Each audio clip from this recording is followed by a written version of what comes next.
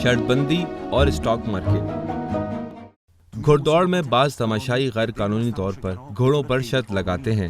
वो एक रात में दौलतमंद होने के लिए शर्त बंदी करते हैं और अपनी कामयाबी के चांस को ज्यादा करने की खातिर घुड़दौड़ मुकाबले से पहले घोड़े की नस्ल और घुड़सवार की सवाबिक से मुताल्लिक तहकीक करते हैं ताकि बेहतरीन घोड़े का इंतखाब कर सकें।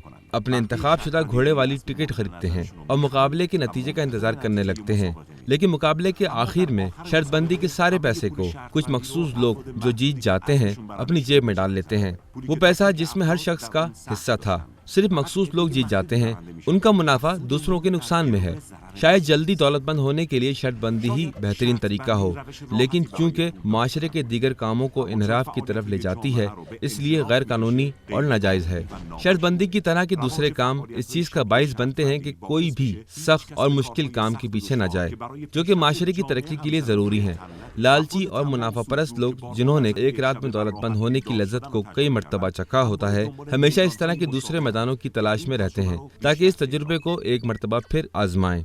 एक तारीखी मुताले के मुताबिक ये बात वाज़ेह हो जाती है कि गुज़िश्ता ज़माने से लेकर आज तक इसी किस्म के कुछ लोगों ने स्टॉक एक्सचेंज को अपने मुनाफे की खातिर इंतखाब किया।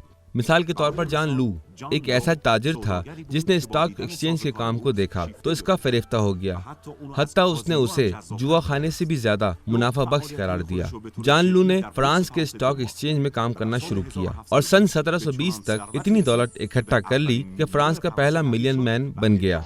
उसने दावा किया कि इक़्तिसाद यानी मैं। बैगरूज एक दूसरा ताजिर था जो ये कहता था कि शर्त बंदी के तरीक़ेकार को वो स्टॉक एक्सचेंज में अपने रिस्क को काबू करने में इस्तेमाल करता है। एक ऐसा शख्स जो 270 बिलियन डॉलर के एक बैंक का मालिक था।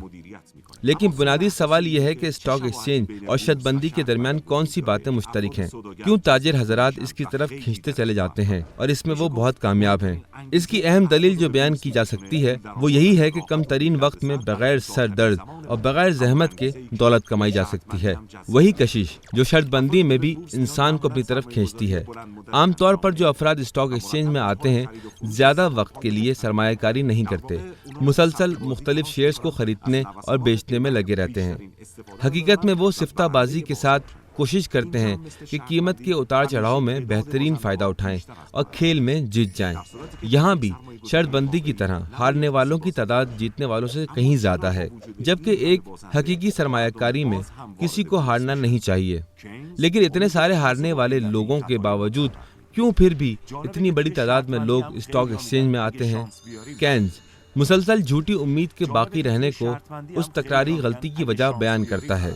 दिलचस्प है कि शर्त बंदी में भी ज्यादातर लोग कहते हैं कि अगर तुम्हारी किस्मत अच्छी हुई तो तुम जीत जाओगे। स्टॉक एक्सचेंज वाले बड़ी मायूसी से लोगों को दूर रखने की खातिर रिस्क पर काबू पाने के तरीके बताते हैं। शर्त बंदी में लोग बड़ी तादाद में मायूस हो जाते हैं। वो ऐसे तरीके बताते हैं जिनसे स्टॉक एक्सचेंज में खेलने वालों को नुकसानात ज्यादा बड़े दिखाई नहीं देते।